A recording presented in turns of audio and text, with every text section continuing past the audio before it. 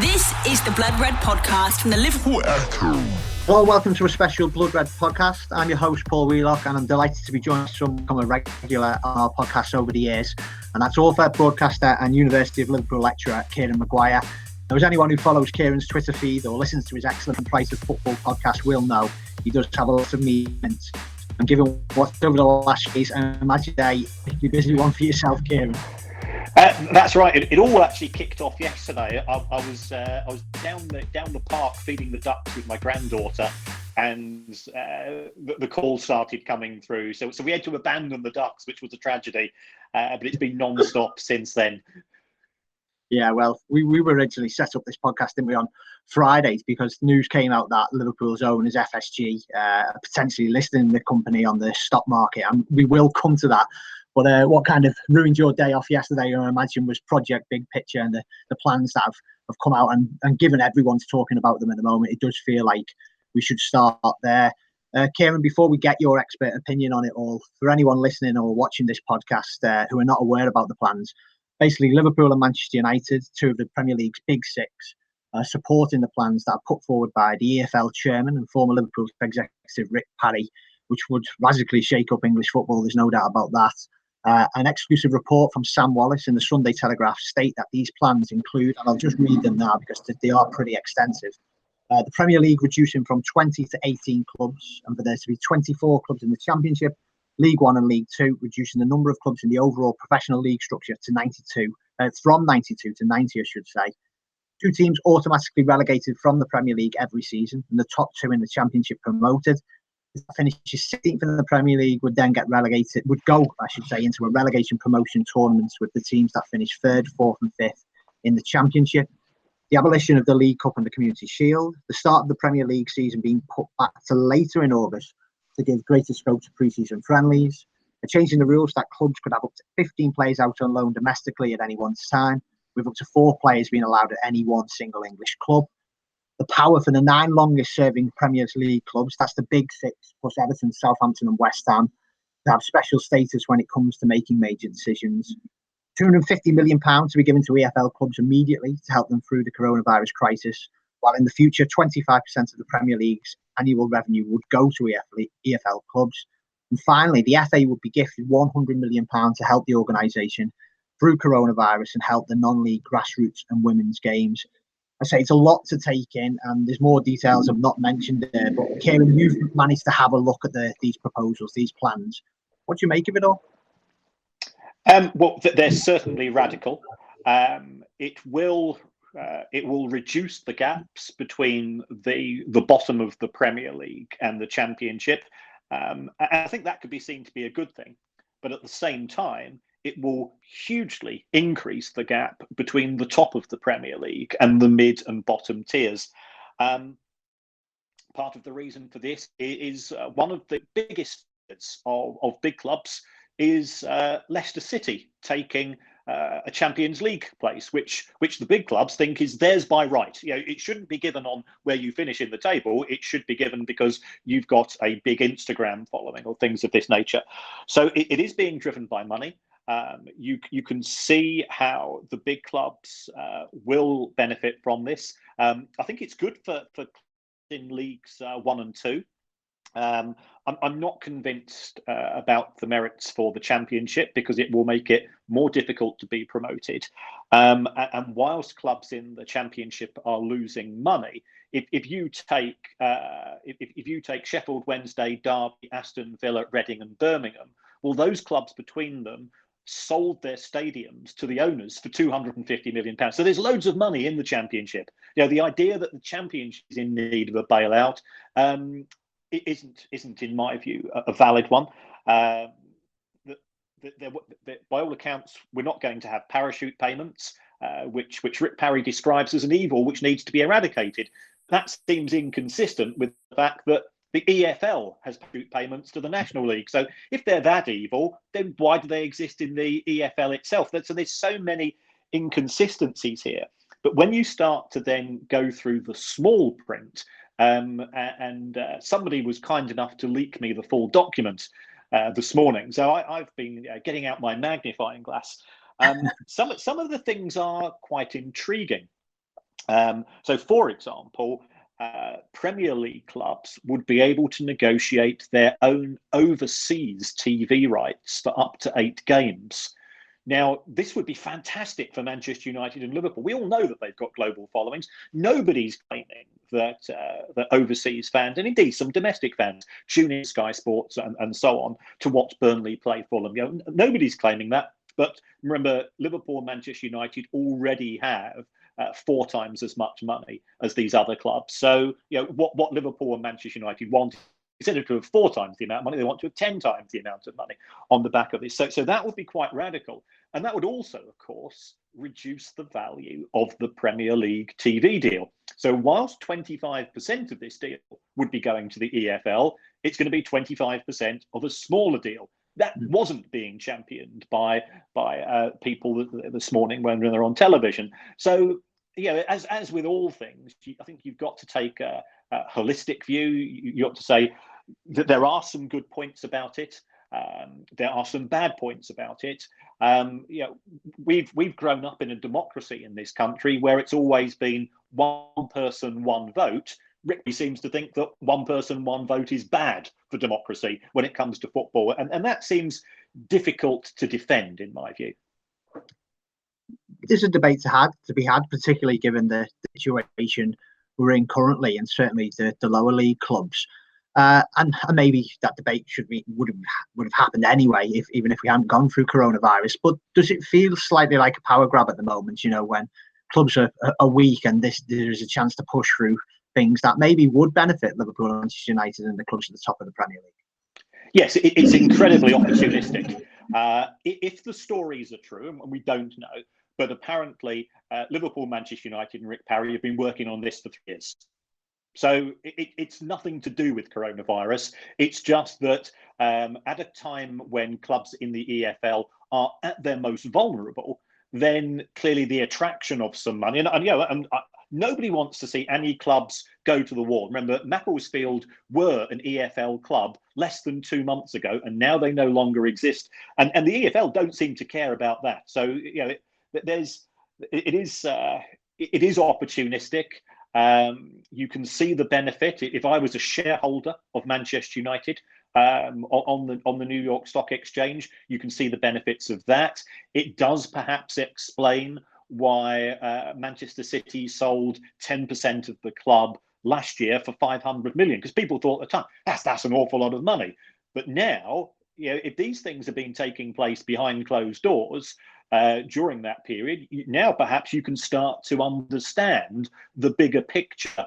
And this is nothing to do with football. This is all to do with making money. It makes House of Cards looks like a vicar's tea party in terms of the way things have been done and the lack of transparency. West Ham, who are apparently one of the additional clubs to the Big Six, they said this morning, the first we heard about it was when it was leaked in the papers yesterday. So why are we being given these particular privileges? And they're not happy because under the proposals, West Ham will have 2 fewer home games, so therefore less money being generated.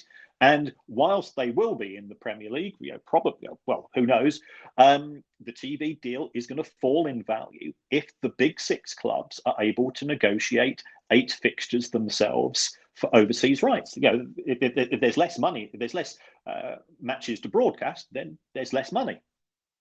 It goes against the way the game is being run and the Premier League is being run. But playing devil's advocate here, can you understand a Liverpool and Manchester United owners' frustration, given their background in American sports, that they may feel like they deserve the biggest share of the pie, given, let's face it, as you rightly say, they do attract the biggest amount of supporters, the biggest amount of TV audiences? I can absolutely understand it. They've already got the biggest slice of the pie. Manchester United and Liverpool generate 3 to 4 times the income of the clubs in the bottom 6. So what they're saying is having 4 times the amount of money is not greedy enough. We want to be greedier. From a purely capitalist perspective, and let's face it, that's what you'd expect from the US. That is perfectly logical. You're not in business to support your competitors. Looking at some of the comments that John Henry historically has said, he's made that perfectly clear. And as somebody that has grown up with the 92, as have many fans, it certainly takes the romance away. I support Brighton. I can remember us, 20 years ago, finishing 91st in the pyramid 2 years in a row. Well, there wouldn't be 91st position under these proposals. My club wouldn't exist. So I think for anybody that's got any attachment to football romance, who believes in the likes of Wigan Athletic winning the FA Cup and beating Manchester City and Leicester City winning the Premier League, which was an amazing achievement. This is the final nail in the coffin to prevent such behaviour ever taking place again. I read a follow-up story in the Athletic on the Athletics app earlier today, and we know there's been a lot of opposition to this, including from the Premier League itself and the government. But reading that Athletic piece, there does seem to be the suggestion that the plans for this shake-up are not going away. Rick Parry, supported by Liverpool and Manchester United, and it seems more of the big six in the Premier League are going to fight for this. How do you see it playing out with, those 11 clubs who won't have as big a right in voting wise in the Premier League and in clubs in the EFL? I can see those clubs trying to put up as much resistance as possible. I've read that Athletic article as well, which appeared to infer that Rick Parry was suggesting to the big six clubs that they resign from the Premier League and join the EFL as a means of forcing this through. Now, when he was questioned on this, he would not confirm or deny those stories, which is a shame. We're looking for transparency here.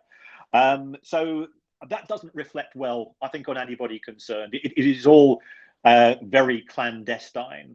And I think some people here have conflicts of interest. Remember, how can this be good for the EFL when it reduces the opportunity of EFL clubs to be promoted to the Premier League, when it takes away the EFL Cup, and when it results in 2 EFL clubs being kicked out of the league structure? That isn't being explained very well. It's not beneficial for the England team. Again, looking at the document, that's one of the claims, because all that will happen is that, yes, there will be 34 Premier League games as compared to 38. Yes, there won't be a Carabao Cup, but the big teams don't put out their star players for that anyway. So there'll be a saving of 4 matches. That will be replaced by more friendlies, more exhibition games, and an expanded Champions League, which will more than fill up for those particular gaps. So there are some good things about this, in terms of the more equal distribution between the divisions. I think everybody's in favour of that who wants to have some form of 92 meritocracy, but to come at the price of a loss of democracy for the game and to increase the gaps between rich and poor within the Premier League itself, that for me outweighs the benefits. Talk about the good points there, and obviously there are some in there, particularly for clubs in the FL, and most particularly the ones who are struggling. But the question I suppose you've got to ask is, could Premier League clubs afford this rescue package or this great gesture without asking for any certain conditions? Yes, they could, because who's actually going to win from this? 2 Premier League clubs are going to lose their existence. So that's going to cost £100 million per club in lost TV money. So those are the, so what we're seeing is the losses are being concentrated at certain levels, which is clubs such as Everton, potentially, other clubs in the Premier League who are not regular appearers in the Champions League, and those clubs that don't have the global TV audiences. So the money, you can't have everybody winning. Everybody accepts that, but the losses are being concentrated in particular places. And if we take a look at history, and history does have a habit of repeating itself when it comes to football clubs and finance, any additional money that goes to clubs in the Championship will go through into additional spending. Now, I know one of the proposals within this is for a hard cap on salaries in the EFL. That has some merit. I've spoken to agents, I've spoken to lawyers, and they say we'll find a way around that. Don't you worry. So I'm not convinced that these the way that the document has been prepared is very bullish, and everybody's a winner, nobody's a loser. When somebody promises you that, I've never seemed to be able to follow through on all of the winners there. That's that last question then about whether Premier League clubs could afford to not bail out but support their fellow professional clubs at a time like this, because it does come on the back of a very, very busy international transfer window. I think Premier League clubs have so far spent more than £1 billion before the domestic window closes next week. I know my colleague Matt Addison spoke to you about this throughout the summer and about Liverpool, and I take it didn't come as a surprise to you then that actually in the end Liverpool and their fellow top flight clubs did spend big as they usually do. No, I think those clubs wanted to ensure that they were qualifying for the Champions League for this season, because that does give them somewhere between an extra 100 and 150 million pounds of spending power, because that's the prize money within the Champions League. Again, we've been talking about the rich and the poor in the Premier League. Well, if you take a look at the spending by the 20 clubs collectively, Southampton, Brighton, Burnley, West Ham, Newcastle and Palace, I think they had a net spend of £10 million between 6 clubs. And then you take the top 6 and their collective net spend is hundreds and hundreds of millions. So what we are seeing in terms of the transfer market is a microcosm of what will happen in future years within the Premier League. Because if you are one of those smaller clubs, you can't afford to go out in the transfer market, because if you are relegated, you're going to lose significant sums and there won't be parachute payments. Again, great news for Liverpool and Manchester United, because it means that they will be constantly playing weakened teams as their opposition. And this works in their favour. It means that they can concentrate on success in European competition, which is proving to be more and more lucrative. It does feel like all roads lead to this kind of European Super League or this NFL style league, where it is the very, very biggest clubs, and that does open a lot of discussions about whether it's right or wrong. But it almost feels inevitable, doesn't it? This is the way top flight, top level football seems to be going. Yes, it is. People can say it's progress. It's not football as we know it. But has the balance between football and business now effectively tipped so far in favour of business interest that actually the sporting issues are an irrelevance? You've only got to look at Ed Woodward's comments a couple of years ago, where he said that success on the field is an irrelevance as far as us generating money is concerned. So Manchester United now see themselves as a glorified form of the Harlem Globetrotters. They go around the world, they'll play in these friendly matches, they'll always be good enough to qualify for European competition, and they'll make lots of money for the owners on the back of that. To move on, I was watching, let's say, a difficult performance by the Culture Secretary, Oliver Dowden, on the TV this morning. Yeah, he didn't have the best of mornings.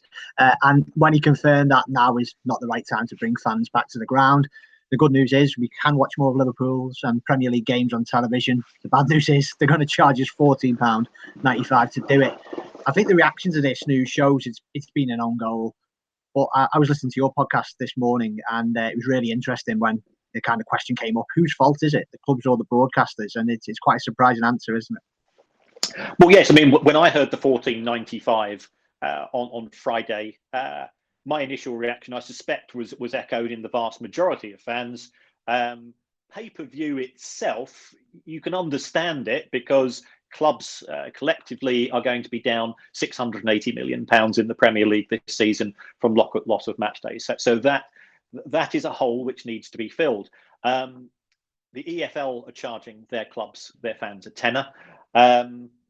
So why are we being charged £15? Because just because you support a Premier League club, it doesn't mean that you're earning 50% more than fans of EFL clubs. So where are we supposed to get the extra money from?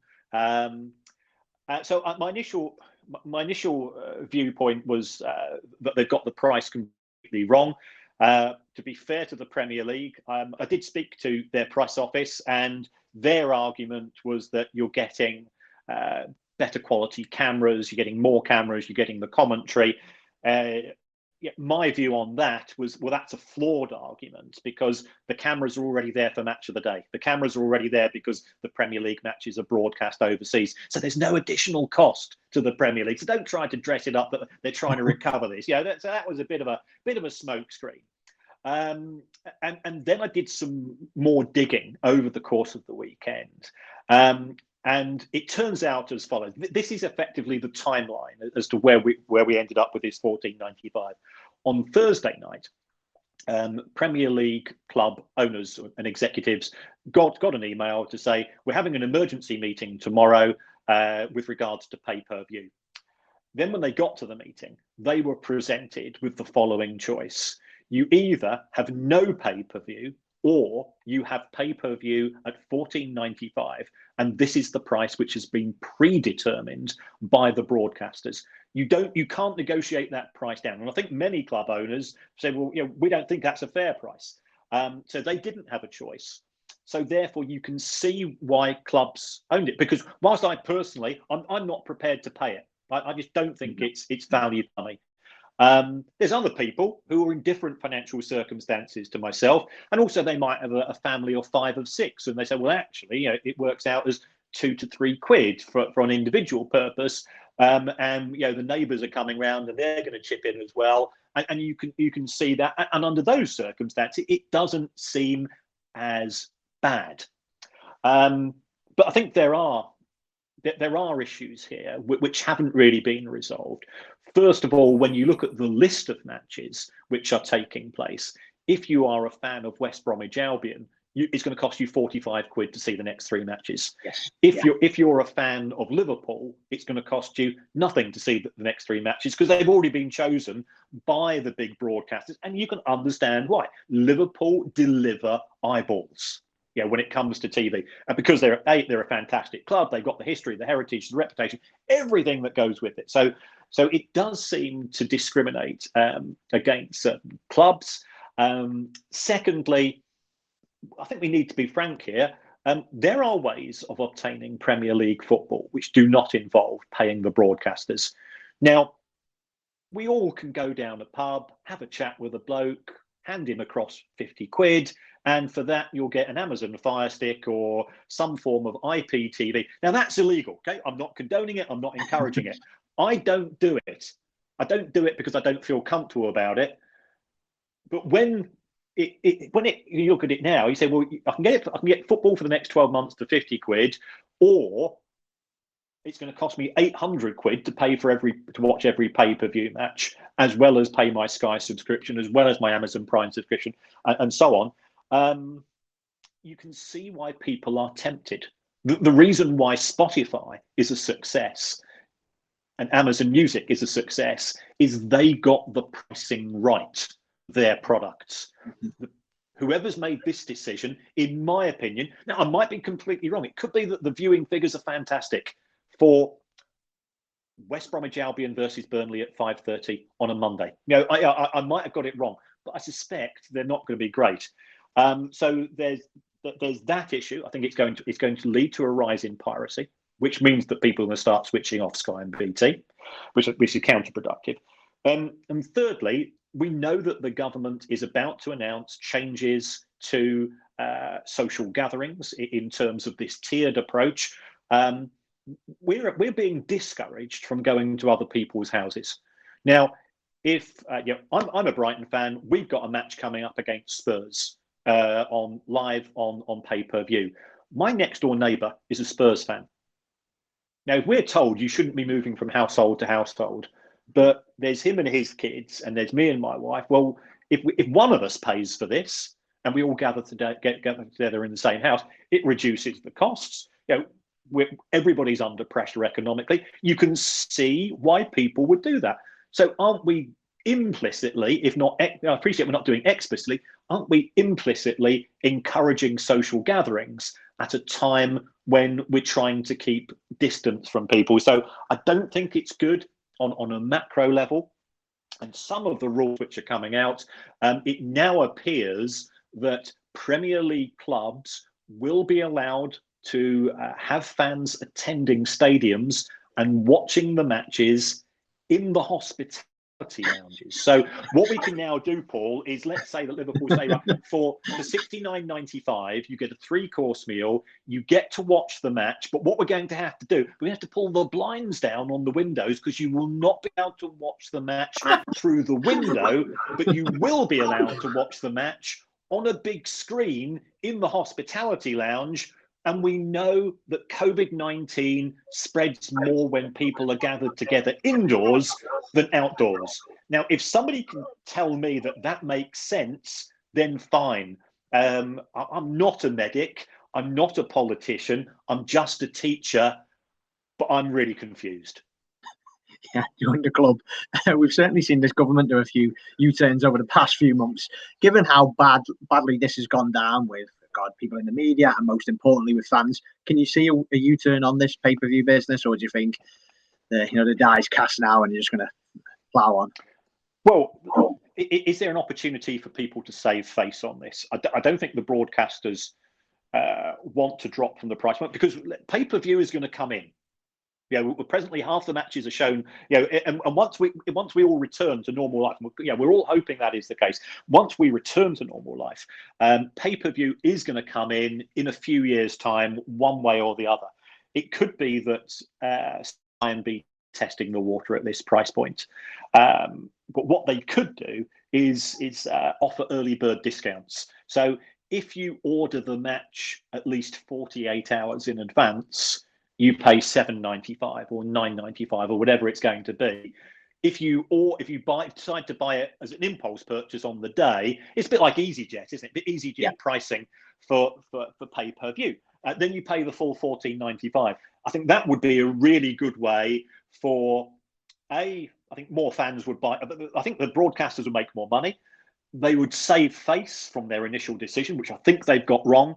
And it would be beneficial for the clubs as well, because they would know in advance how people are likely to be watching, and they can plan their budget. So that would be one way of going ahead.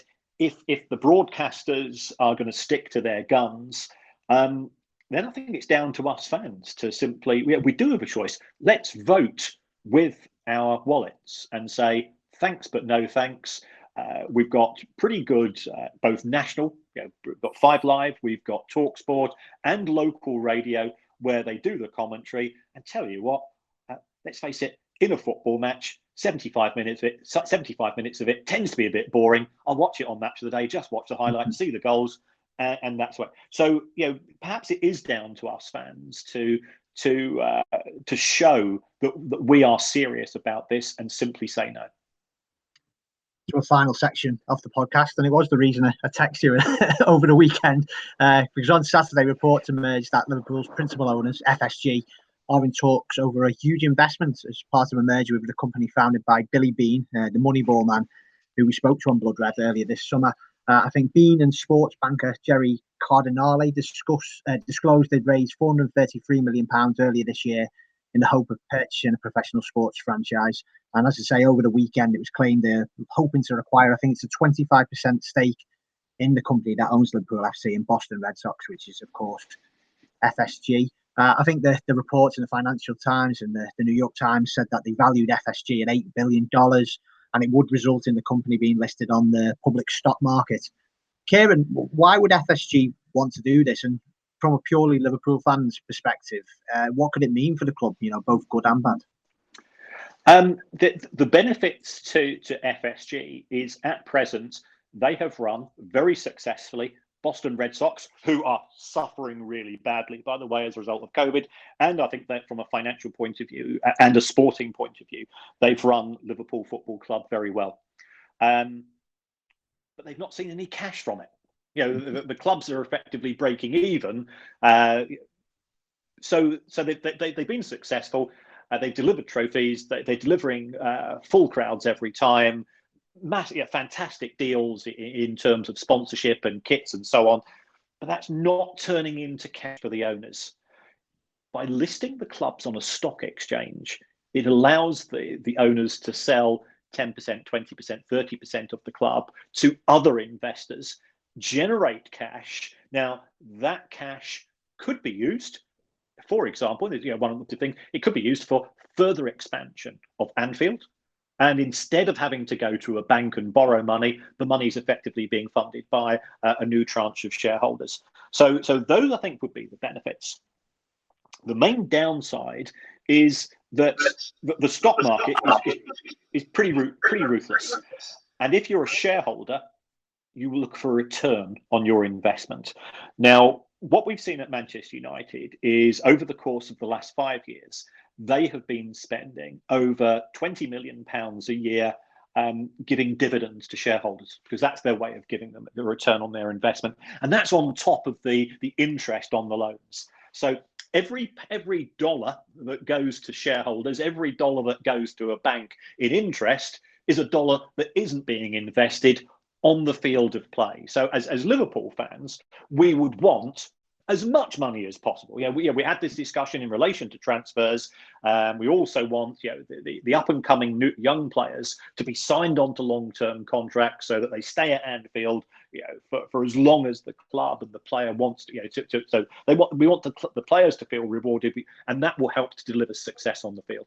So that's the main downside of using markets. They can be pretty ruthless. And they ultimately take cash away from the business itself, which could be spent elsewhere. Now, if the money raised from the expansion of Anfield is very high, then that could exceed the dividends and so on. So everybody can win from this. If we look at the history of Liverpool, I think some Liverpool fans will feel it's further removing the club from its historic roots as a pillar of Merseyside. But isn't that business? And this the FSG. There's no doubt that John Henry is absolutely delighted with what's happened on the thing, but he is a very smart businessman, and he's got to do things which are good for the business as well as good for the club. If a company like FSG is listed on the stock market, does it mean that the whole public and anyone can invest in it? Anybody can invest in it if it's listed on a stock exchange. It doesn't mean what's known as the free float, i.e. The shares traded on the stock market are 100% of the shares. If we take a look at Manchester United, if you bought all of the shares available on the stock market, that would only give you 8 or 9% of the votes. Now, the way that Manchester United have done this is quite clever. There's two types of shares at Manchester United, and I suspect this could be the case with FSG. There's A shares and B shares, and the A shares carry 1 vote each, and the B shares carry 10 votes each. Now, in order to have a B share, purely by coincidence, you also have to have the surname Glazer, which means that they keep control of the club in terms of voting power. The other shareholders, get a very small fraction of the club in terms of their ability. But we do see, in respect of Manchester United, some fairly big investment funds generating or building up significant shares within the club. But they can't force through a takeover. They can't dictate terms of the clubs because the Glazer family themselves, because of this type of share, which is quite common, by the way, in the States. If you look at Google, if you take a look at Facebook and other companies, it's the way that American companies often operate. It allows the owners to get the best of both worlds. They keep control and they get additional cash. Yeah, I think you've answered my question there. I was going to ask if by going public, are you in any danger of any kind of takeovers that you might not welcome or hostile? It would be in the hands of the owners, really. Yeah. Obviously, the United one is the big concern. Do you know any kind of sporting organisations that Liverpool fans would know of that have done this in the past and gone on the stock exchange and been successful? Well, Juventus are also listed on the Italian stock exchange, and the history of football on the stock exchange is mixed. It was very popular at the end of the 80s, and we had clubs such as Spurs, Hearts, Sheffield United, Arsenal, Millwall, Nobody liked them though, so they went back to being private. And they actually found that the compliance costs and the demands of the stock exchange were too onerous. But my view is that those clubs as institutions, certainly at the time, weren't big enough to warrant a stock exchange listing. Liverpool's different. Liverpool is a global club in terms of its support, in terms of its sponsorship and commercial partnerships, and therefore I think Liverpool could sit quite easily within a stock exchange framework. One final question. This all comes at a really interesting juncture for FSG. They do celebrate 10 years as owners of Liverpool this week, and while they've had their critics, as you mentioned, they've taken missteps as well. They have brought the club success. Of course, a lot of that is down to Jurgen Klopp and their appointments of him. But what do you think the future is for FSG? And can you see them being here for another 10 years? Or do these reports of the weekend suggest that, if not an exit route, maybe a different funding method, or maybe they want something else going forward?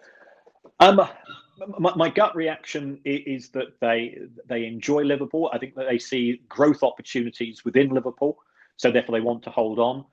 At the same time, allowing somebody to have a minority investment gives them a cash benefit whilst maintaining control, and we've seen that in respect of Manchester City when the City Football Group and Abu Dhabi United were formed. Initially, they bought 100% of Manchester City. They then sold 13% about 3 or 4 years ago to a Chinese investment company, and we saw another 10% go to Silver Lake, the American tech investors, only last year.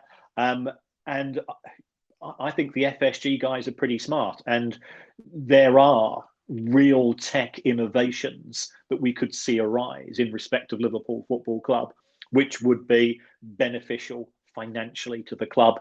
And if that money, of course, flows through into Jurgen Klopp's transfer budget, can't see too many Liverpool fans. Not at all. Kieran, has always been an absolute pleasure listening to you. Your first Price of Football podcast that I talked about earlier is out now, and I believe you've got another coming out this week that will go further into detail into Project Big Picture.